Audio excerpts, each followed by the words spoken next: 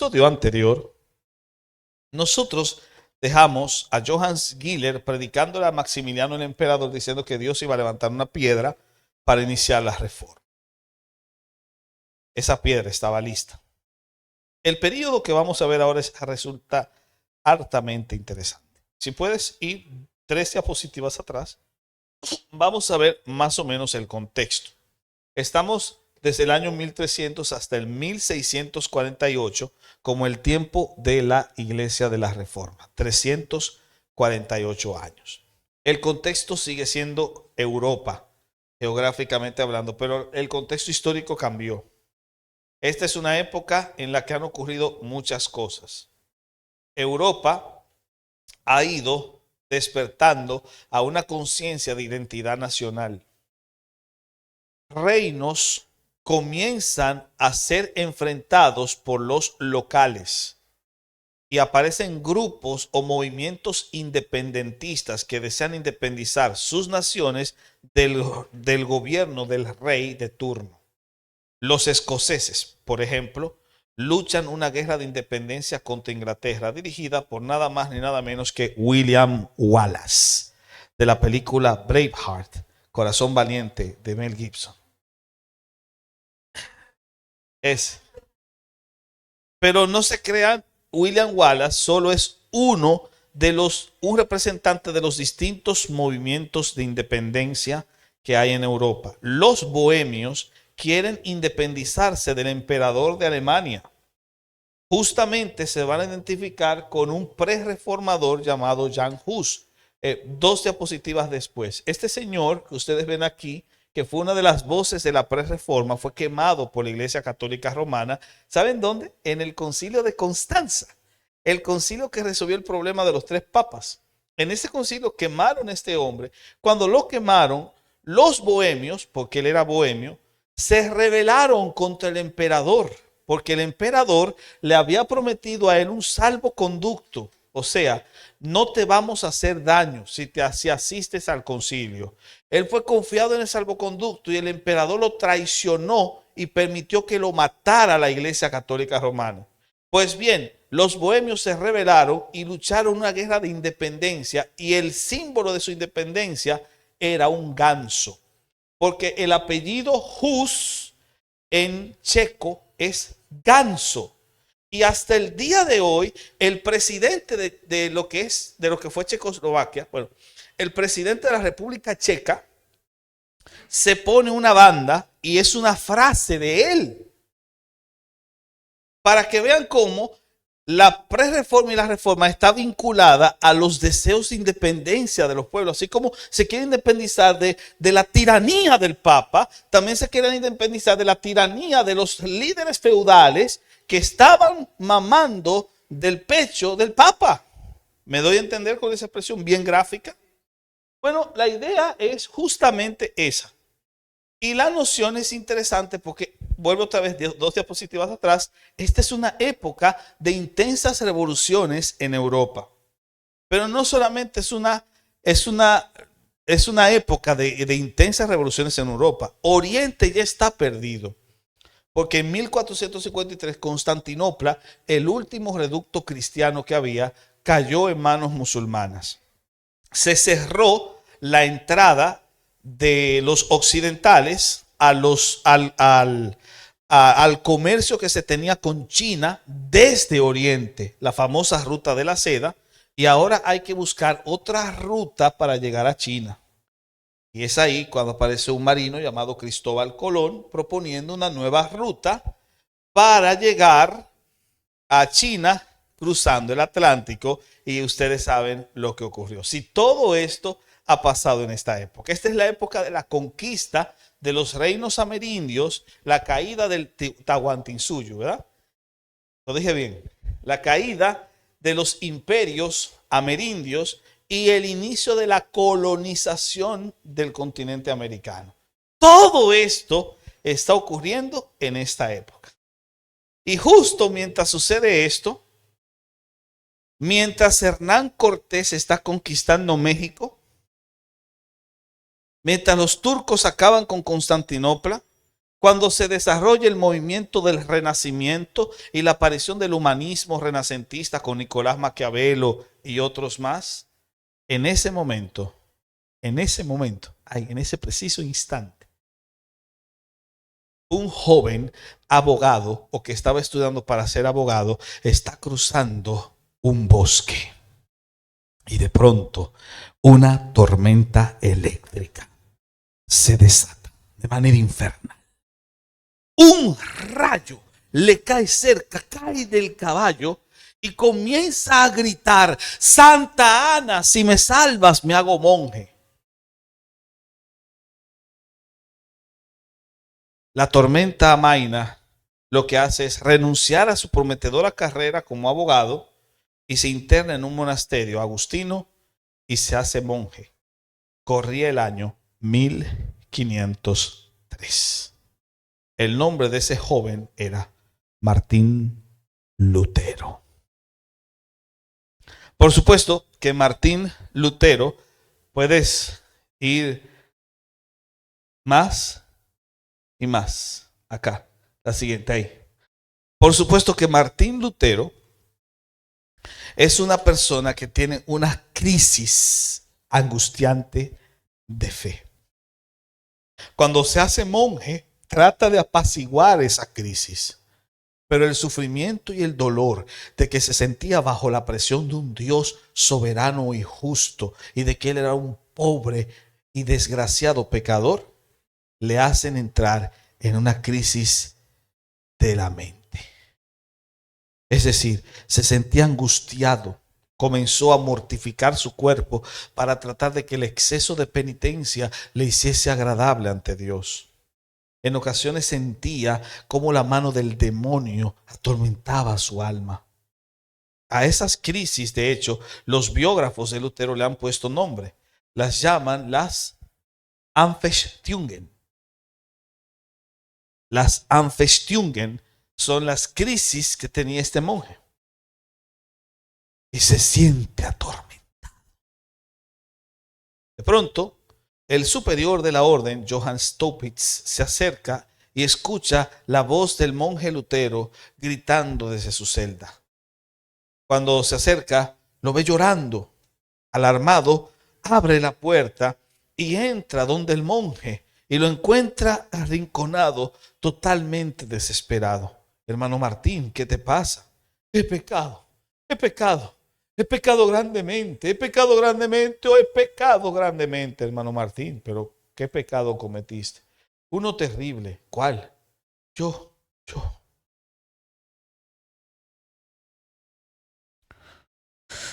Yo odio a Dios. ¿Pero por qué? Porque Él me odia a mí.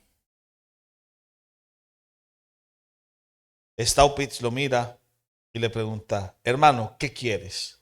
¿Qué buscas? Yo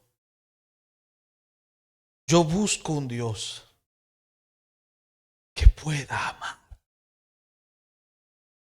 y que me ame. Staupitz tomó una de las más grandes decisiones de la historia. Lo mandó a estudiar teología. Y lo nombró pastor de la iglesia en Wittenberg. Pero ¿cómo voy a ser yo pastor si tengo crisis? No te preocupes, las escrituras. El trabajo pastoral le obligó a tener que preparar estudios bíblicos para la iglesia. Pero aparte de eso, lo inscribieron como teólogo para estudiar teología en la recientemente fundada Universidad de Wittenberg, donde pronto descolló como un alumno brillante porque siempre fue un tipo brillante. Lo pusieron a hacer estudios de libros para poder hacer exposiciones y comenzó con los Salmos. Este mismo libro lo iba a utilizar justamente para dar estudios bíblicos en la iglesia donde estaba recientemente pastoreando. Pero en el desarrollo de su estudio de los Salmos, uno de sus profesores le pidió que trabajara con Gálatas. Así que comenzó a hacer lecturas del libro de Gálatas y lecturas del libro de Romanos. Y aquí ocurrió que mientras leía Romanos, encontró este texto que dice: porque en el Evangelio la justicia de Dios se revela por fe y para fe. De modo que, como está escrito, el justo por la fe vivirá. Estas palabras penetraron en sus oídos y comenzó a ver cómo las puertas del paraíso se abrían ante él. Una paz inundó su corazón y lo llenó de tal satisfacción que comenzó a gritar en su idioma natal al entender que el sacrificio y la muerte de Cristo había recibido toda la justicia, la ira de Dios que él pensaba que caería sobre él, cayó sobre Jesús, y que Jesús murió su muerte para que él pueda vivir su vida. Comenzó a llorar y a gritar arrodillado: mein Gott, for mich. Y quiere decir: Dios mío, por mí.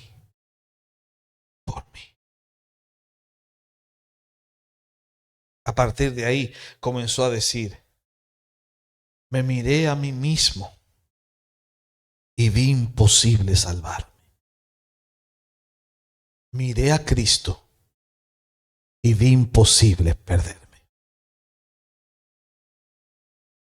Porque domine sit justitia mea et peccatum tuum, que se traduce como: Señor, sé tú mi justicia, así como yo soy tu pecado. Estas palabras marcaron un antes y un después en la vida de este hombre. A partir de ahí decidió que todos pudiesen experimentar esto. Su forma de predicar cambió, llegaba al corazón de los hombres y de las mujeres que iban a escuchar sus mensajes y les trastocaba el corazón con un mensaje de misericordia y gracia. Esta gente que siempre estaba pensando que debía hacer duras penitencias para poder alcanzar el perdón del Señor, y les hablaba de la gracia de Dios inmerecida para ellos. Luego comenzó a trabajar por orden de la orden a la que pertenecía, con reformar, escuchen la palabra que estoy utilizando, reformar los monasterios agustinos. ¿Y cuál era el proyecto de reforma del hermano Martín? Que los sacerdotes leyesen más la Biblia. Que las canciones estuviesen inspiradas en los salmos. Y que dejasen que el protagonismo del servicio se diese no en el rito, sino en la palabra. Esto ocurrió en 1516. Al año siguiente vino la hecatombe. Alberto de Brandenburgo es el nombre que inicia la hecatombe. ¿Quién rayos es Alberto de Brandenburgo? Un arzobispo. El sujeto es arzobispo. Ser arzobispo, recuerden que generaba dinero. Pero él quería obtener otro arzobispado, el arzobispado de Mainz, porque el arzobispo de Mainz ganaba más y también tenía poder político, ya que era uno de los príncipes que elegía al nuevo emperador. Por lo tanto, Alberto añora tener ese cargo, pero no quiere renunciar al que tiene ya. Y el derecho canónico prohibía que una persona tuviese dos arzobispados. Así que renuncias a este y aceptas el otro, o renuncias al otro y te quedas con el que tienes. Alberto quería los dos y quiso aprovechar la corrupción del sistema papal a su favor. Así que se entrevista con el nuevo papa elegido llamado León X, que era de la prestigiosa familia de los Medici. León X le dice: acepto tu oferta. Te voy a vender el arzobispado de Mainz, aunque con ello violentemos el derecho canónico. tú quedándote con 2 arzobispados. Porque yo necesito guita para restaurar la Basílica de San Pedro. Así que te voy a vender. Y te lo voy a vender por la modesta cantidad de unos 150.000 florines de plata, que vendrían siendo como unos 35, 36 millones de dólares. No mucho dinero, eso es dinerito pequeño. Así que era mucho dinero y Alberto no lo tenía. No lo tenía, pero sí lo tenían los bancos. Así que lo que Alberto hace es ir a la banca de los Fugger, pedir prestada la cantidad, se la paga al Papa, el Papa coge el dinero y el Papa le dice, ahora tú puedes pagar con la renta que te va a dar el cargo que acabas de comprar. Pero para acelerar el proceso y para que tú le pagues más rápido y no suban los intereses, te voy a dar una concesión especial. Voy a permitir o voy a declarar un año de indulgencias para que tú le vendas las indulgencias a la gente con el dinero de los pobres tontos, tú le puedas sacar lo que necesitas para pagarle a los banqueros. Por supuesto que sí. ¿Y a quién me vas a mandar? A un experto comerciante que tengo, un monje dominico llamado Johann Tetzel.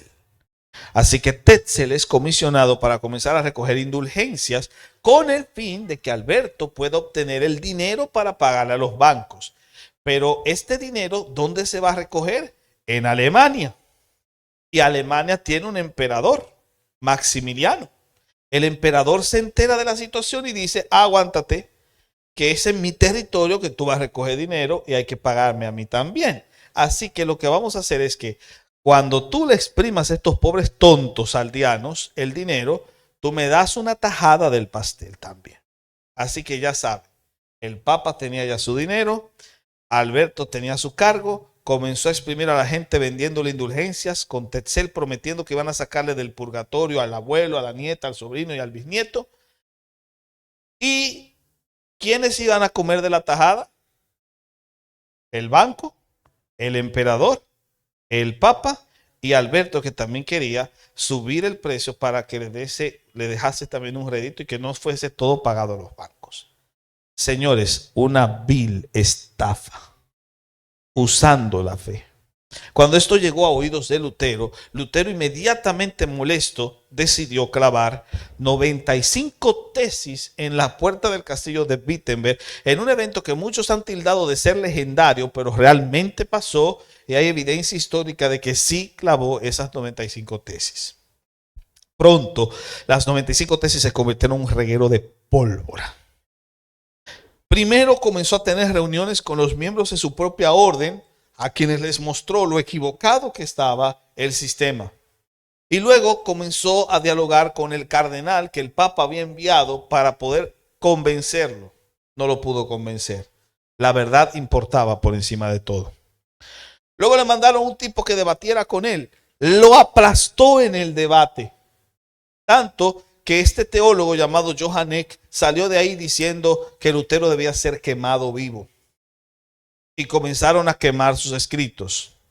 Y después, el 10 de diciembre del año 1520, le envían a Lutero un comunicado papal, una bula, Exsurge Domine, diciendo que si no se retractaba, iba a ser excomulgado.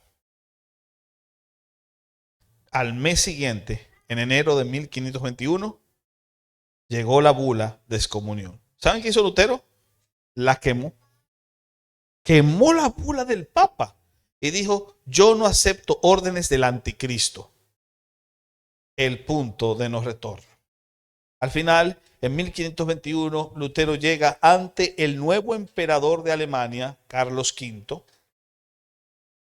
y está el legado del Papa, y está un tipo delante amenazándole a que se retracte, pero Lutero no se retractó. Y a partir de allí inició una ola que no se pudo detener. Ahora, una corrección. Lutero no es el padre de la reforma. La reforma no es una mano aventando una piedra a un estanque que genera ondas que se van extendiendo. sino más bien varias manos lanzando varias piedras al mismo estanque, generando cada una ondas que se van uniendo. Porque mientras Lutero está haciendo su descubrimiento, otro monje en Suiza, Zwinglio, llegó a las mismas conclusiones sin conocer a Lutero y también inició otra reforma en Suiza, que llegó hasta Francia. Y de Francia se formó una comunidad de cristianos de las cuales salió huyendo este hombre llamado Juan Calvino, que llegó a Ginebra y terminó dirigiendo la reforma en Ginebra. Para que sepan, no es una reforma, son varias reformas. Y por eso el mundo protestante tiene distintas tradiciones, que nosotros llamamos denominaciones, pero son tradiciones diferentes porque no fue una sola reforma. No fue que la reforma la comenzó Lutero y luego se dividió, que eso es lo que te va a decir el católico romano. Es que fueron varias reformas y cada cual formó una tradición diferente, pero que estaban vinculadas en 5 cosas: sola escritura, sola fe, sola gracia, solo Cristo, solo a Dios la gloria. Las 5 solas de la reforma. Y esto obviamente tuvo un desarrollo amplísimo. Por ejemplo, hubo una reforma radical que se desarrolló en Suiza y en los Países Bajos, dirigidos por un grupo que no creía en el bautismo católico romano y que rebautizaba a los hermanos que abandonaban a Roma. Se les llamó anabaptistas.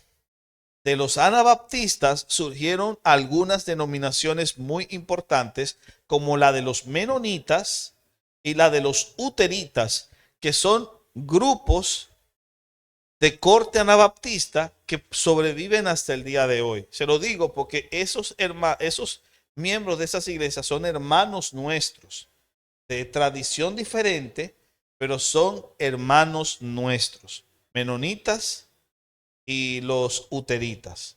De hecho, los anabaptistas influenciaron en casi todos los evangélicos. Por eso los evangélicos no bautizan niños. No somos paidobautistas, sino credobautistas. Que para bautizarte primero tienes que creer. Eso lo enseñaban los anabaptistas. Es parte de nuestra historia. Y estos fueron los más perseguidos de todos los protestantes. Pero pese a su persecución, reflejaban el sermón del monte. No sé si ustedes ven esta imagen acá. ¿Qué significa eso? ¿Qué ustedes ven ahí? Acá. ¿Qué hay ahí?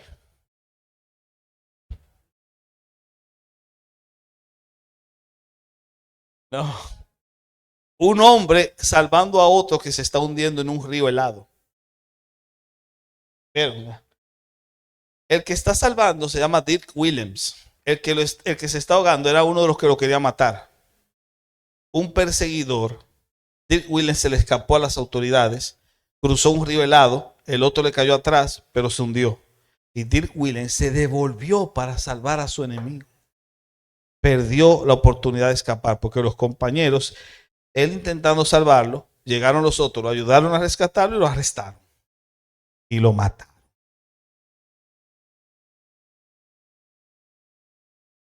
Pero representaba el espíritu de la reforma protestante en estos hermanos anabaptistas. Muy importante que recuerden esto. Obviamente, la reforma siguió expandiéndose.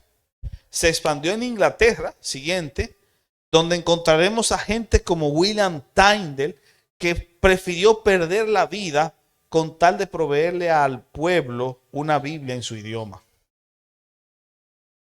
O está el caso de John Knox, que llevó la reforma a Escocia. De hecho, era un hombre tan impactante que la reina de Inglaterra decía: le temo más a un hombre en oración que a todo un ejército. Y lo decía refiriéndose a él, a John Knox, el más grande de los representantes de la reforma en Escocia y fundador de la iglesia presbiteriana. John Knox. En los Países Bajos también la reforma se extendió. Incluso llegó a extenderse hasta Francia. Siguiente imagen. En Francia a los protestantes les llamaban hugonotes y fueron perseguidos con saña por la corona francesa a nombre de la Iglesia Católica Romana hasta el punto de que generaron dos matanzas. Una de ellas, la más famosa, es la matanza de San Bartolomé, que obligó a los protestantes a huir de Francia. Se fueron a Holanda y se fueron a Alemania y vivieron allí tranquilos porque eran países protestantes. Pero ellos, escuchen bien, contaban historias alegóricas de lo que habían experimentado. Y esas historias alegóricas son el germen para los cuentos de hadas. Pregunto, ¿qué tienen en común Blancanieves y la Cenicienta?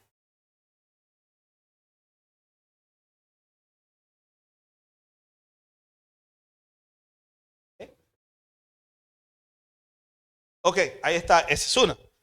Los persigue la reina, pero la reina es que de ella. La madrastra, las dos tienen una madrastra malvada, ahí está. La madrastra las hace sufrir a las dos. En el caso de Blancanieves termina huyendo al bosque. Y al final ambas son rescatadas por el príncipe azul. ¿Sí o no? Muy bien. Ustedes saben que esas historias tienen una clave detrás. ¿Cuál es? ¿Quién es la madrastra? La Iglesia Católica Romana es la madrastra. La Cenicienta y Blancanieves es la iglesia hugonote, la iglesia protestante. Tú tienes que salir del palacio porque ellos tuvieron que salir huyendo de su tierra. Pero tenían la esperanza de que el príncipe Cristo los haría regresar. Y castigaría a la malvada madrastra, a la Iglesia Católica Romana. ¿Ustedes no sabían que esa es la historia detrás? ¿Cómo lo sabemos? Sencillo. Los hermanos Grimm y Johann Christian Andersen son los que han inmortalizado estas obras. Sobre todo los hermanos Grimm inmortalizaron la Cenicienta y Blancanieves. Pero ¿qué pasa? Que los hermanos Grimm recogieron esa historia de una anciana de 80 años que decía que estas historias se las había escuchado a su abuelo, que era hugonote. Los hugonotes recrearon la historia utilizando símbolos, metáforas. La Iglesia Católica es la madrastra y así sucesivamente. Así que sin reforma no hay Blancanieves ni Cenicienta. Claro que sí. Totalmente documental. ¿Qué les pareció? ¿A ustedes creen que la Iglesia Católica se quedó de brazos cruzados? Por supuesto que no. Comenzó a tratar de combatirlos en el ámbito del debate, tratando de crear nuevas órdenes, una de ellas la de los jesuitas, que tenía como fin acabar con la reforma, y también hicieron todo un concilio, el concilio de Trento, con el fin de anatematizar a los protestantes. Pero la reforma no se detuvo. La reforma continuó. Y continuó de una forma que incluso llegó a España. En España, la reforma ya tenía precedente mucho antes de Lutero, porque la reina Isabel I de Castilla intentó hacer una reforma de la iglesia en España. Luego vino una segunda etapa dirigida por los humanistas como Juan de Valdés, que también dirigió la reforma en España, una reforma todavía no luterana, porque todavía Lutero no había explotado, pero Juan de Valdés tenía un hermano que se llamaba Alfonso, que conoció a Lutero. Y por lo tanto, Valdés terminó asumiendo principios de la reforma. La Inquisición le cayó atrás y tuvo que salir huyendo de España a Italia, donde comenzó a hacer células para presentar la visión de la reforma. Y en una de esas células, ¿saben a quién se ganó para el Evangelio? A Miguel Ángel, el artista.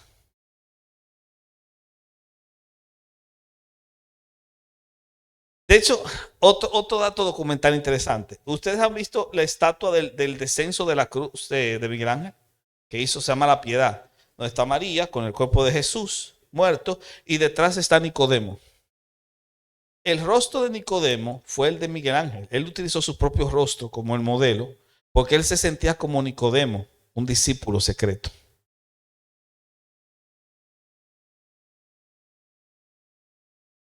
Nicodemo era discípulo secreto de Jesús. Miguel Ángel, un discípulo secreto de la Reforma.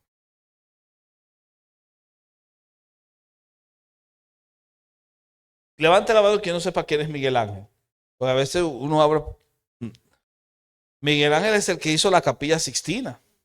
El famoso David de Miguel Ángel. Muy bien, ahí está. Pero el verdadero boom de la Reforma en España fue a partir de la década del 40. Lo sabemos porque en 1542 fue quemado vivo un protestante en España. El primer protestante que quemaron vivo fue en 1542.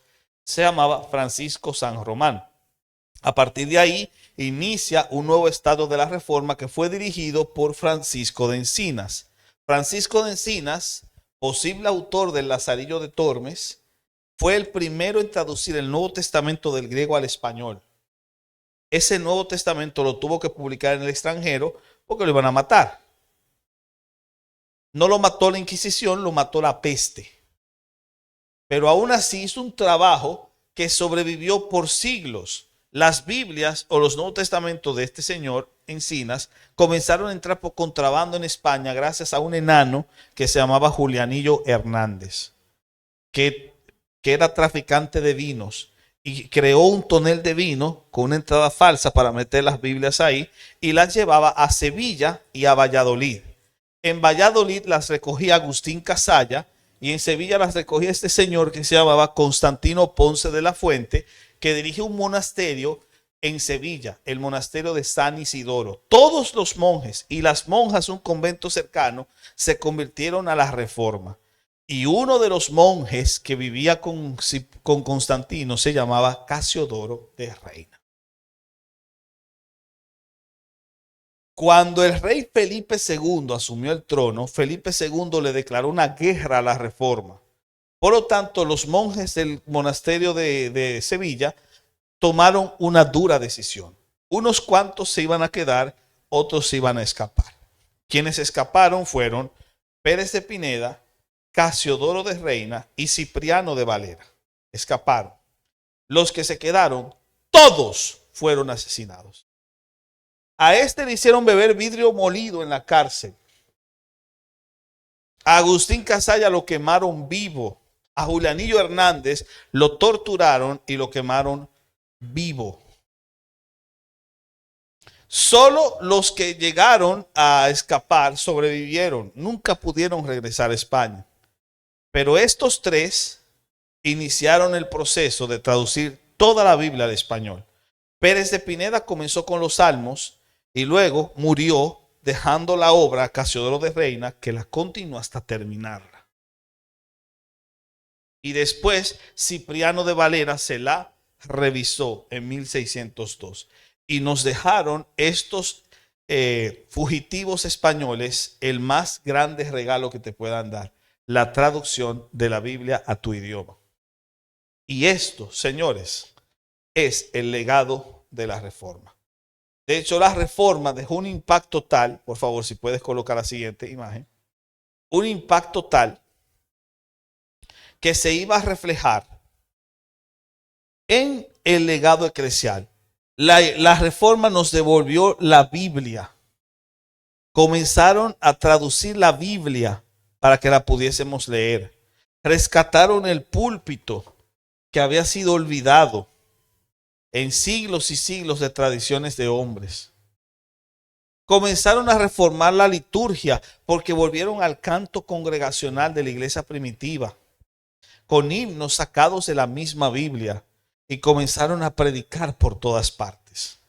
Un impacto increíble lo que hizo la Reforma.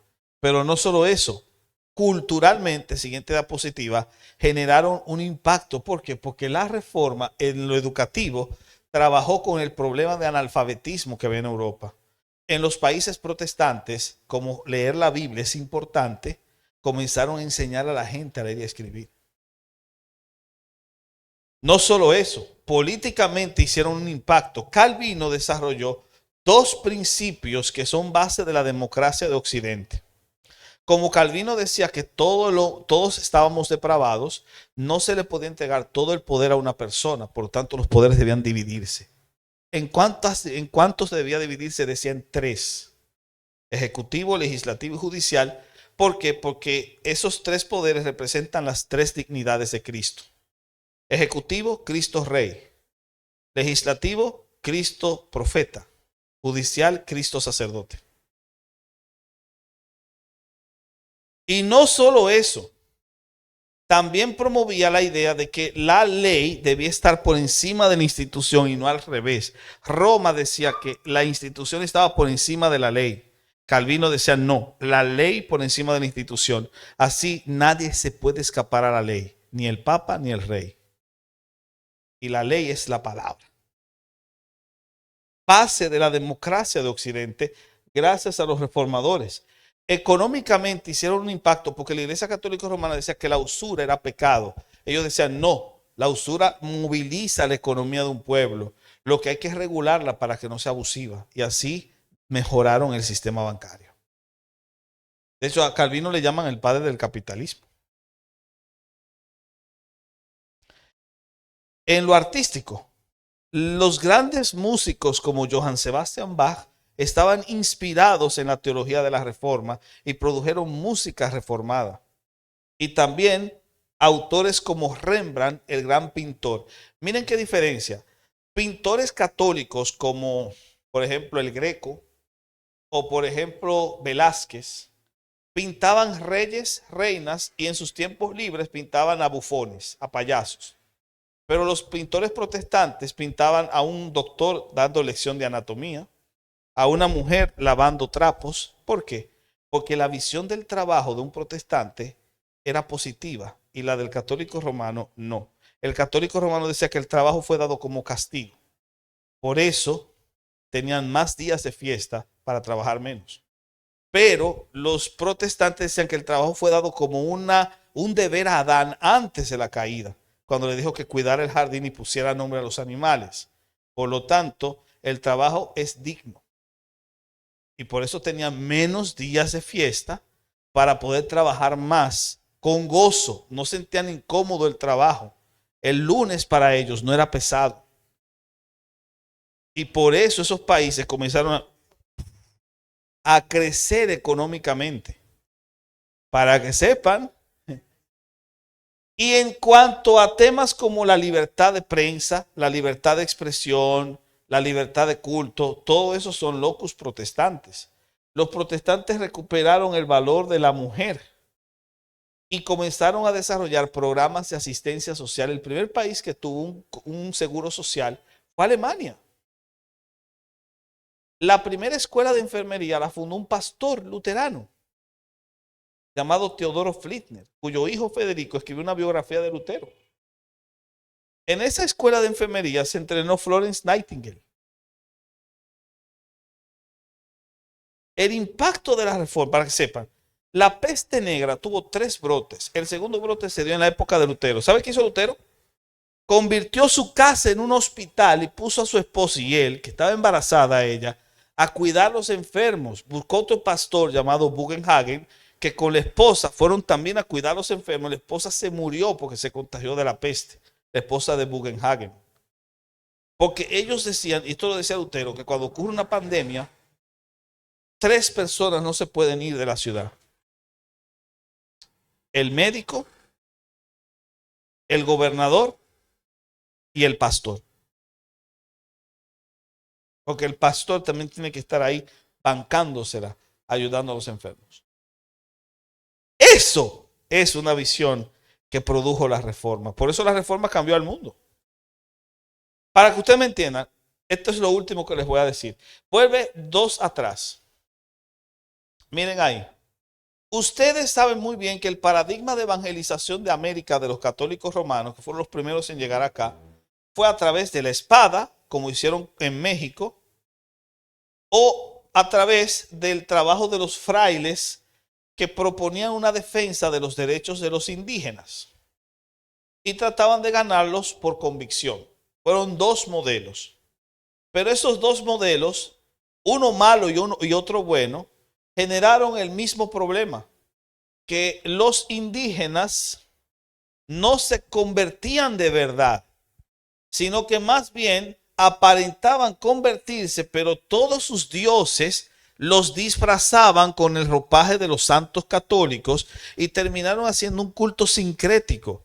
Vamos a ver que la Virgen de Guadalupe es Tonantzin y que muchos de los que van a adorar a la Virgen de Guadalupe saben que están adorando a Tonantzin, una deidad pagana de los mexicas.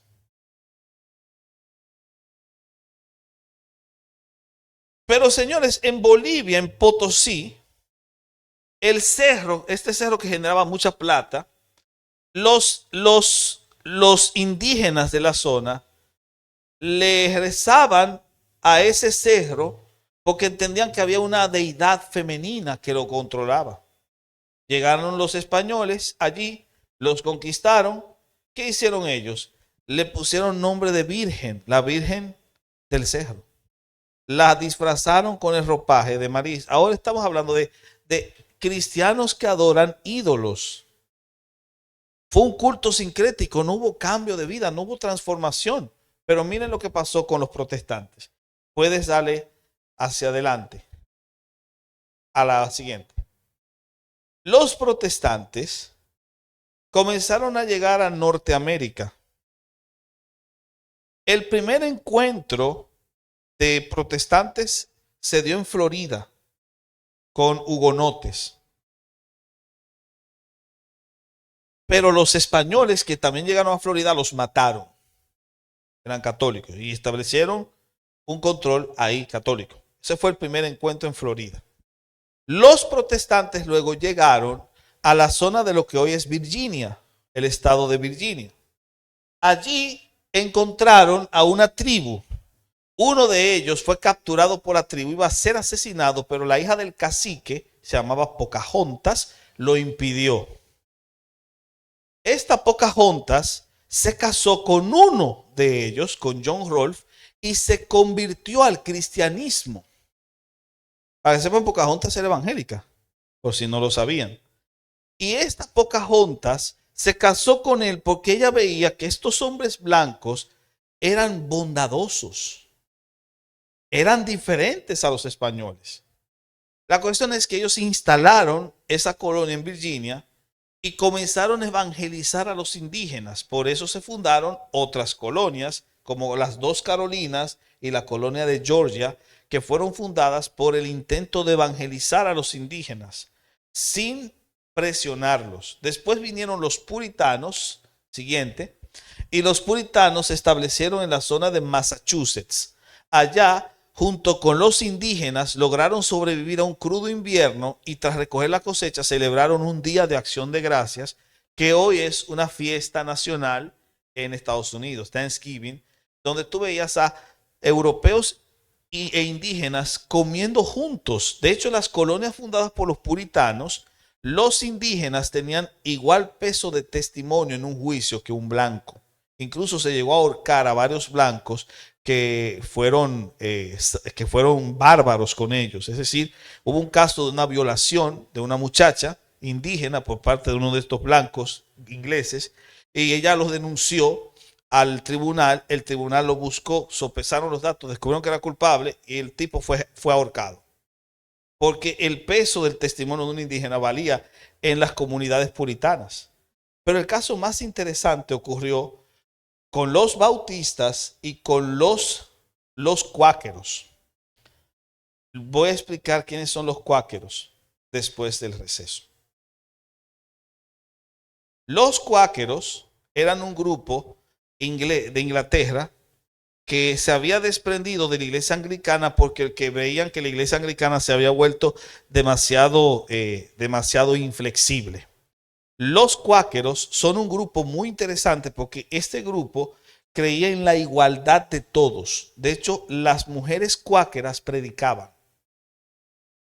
No solo eso, los cuáqueros fueron los primeros en oponerse a la esclavitud. Los cuáqueros. Abraham Lincoln era nieto de un cuáquero. Por eso Abraham Lincoln luchó contra la esclavitud porque estaba imbuido por la idea de igualdad de los cuáqueros. Y los cuáqueros, para que vean el nivel de igualdad que tenían, llegaron a Estados Unidos. Llegaron de la siguiente manera.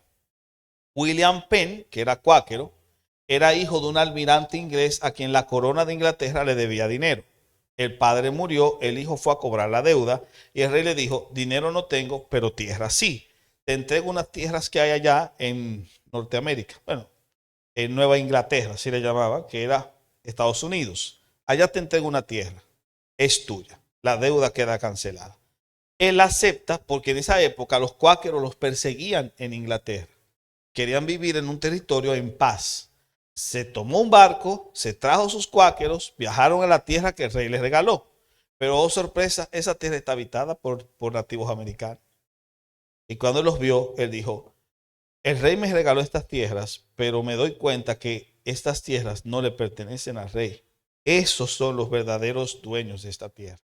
¿Qué hacemos? ¿Los matamos?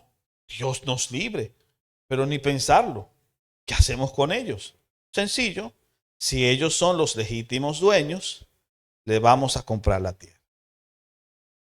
El primer caso en el que se fundó un estado sin tener que quitarle la tierra a los indígenas, se la compraron, peso por peso, oro por oro, plata por plata, y fundaron un estado que lleva el nombre del líder, William Penn, Pensilvania.